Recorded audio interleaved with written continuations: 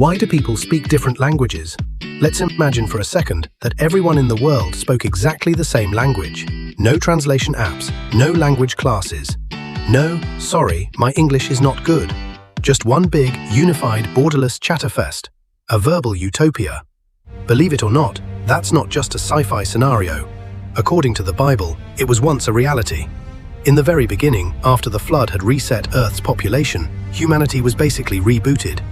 Noah and his family left the ark, stretched their legs, and started multiplying. People spread out slowly, but, and this is the important part, they all spoke one single language.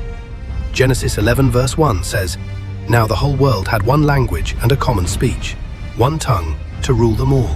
So, what do humans do when they all speak the same language and aren't limited by misunderstandings? They build stuff, big stuff. In fact, the people eventually wandered into a place called Shinar and said something like, "Hey, you know what would be fun? Let's build a tower that reaches the heavens." Literally, not a metaphor, a tower to the sky. Genesis 11 verse 4 quotes them saying, "Come, let us build ourselves a city, with a tower that reaches to the heavens, so that we may make a name for ourselves." Now, on the surface, that sounds like a pretty impressive urban development plan. Ambition, unity, teamwork, and possibly very bad engineering, depending on your opinion of ancient Mesopotamian structural safety codes. But according to the Bible, this project had a deeper problem. It wasn't just a tower, it was rebellion. Mankind wasn't trying to glorify God.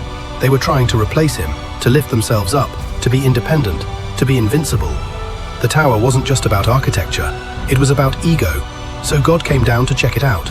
That part is slightly funny if you think about it. They were building this colossal structure to reach heaven, and God still had to come down to see it.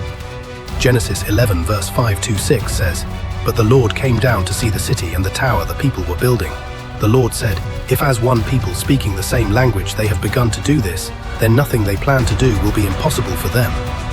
In other words, he saw that their unity, without moral grounding, gave them the power to do anything, even terrible things. One language, one goal, no breaks. So what does God do? He scrambles the signal. Genesis 11 verse 7 continues, "Come, let us go down and confuse their language, so they will not understand each other." Suddenly, workers couldn't talk to each other. The foreman would yell, "Bring more bricks," and the guy would hear, "Please go milk the camel." Chaos, miscommunication, bricklayers walking off the job site because they couldn't figure out what anyone else was saying. The whole project fell apart. They called the place Babel, which sounds like the Hebrew word for confused, and that name has basically stuck around for thousands of years as a symbol of misunderstanding.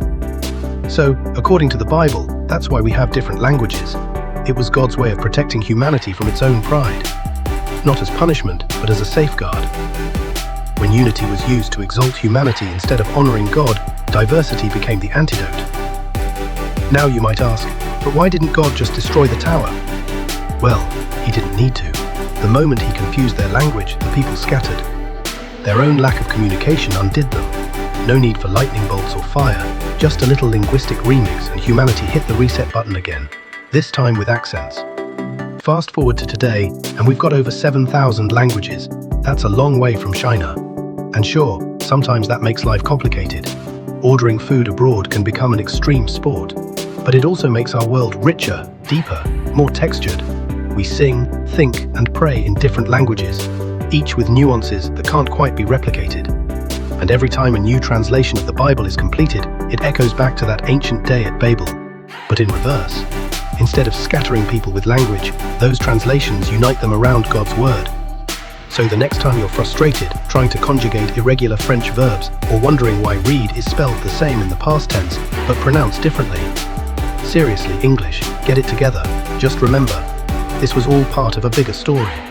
The story of how language became the great divider, and later, through understanding and humility, the great bridge. Because the real answer to why do we speak different languages isn't just culture, migration, or history. It's because a long time ago, humans tried to build a tower to the heavens and forgot who actually made the sky.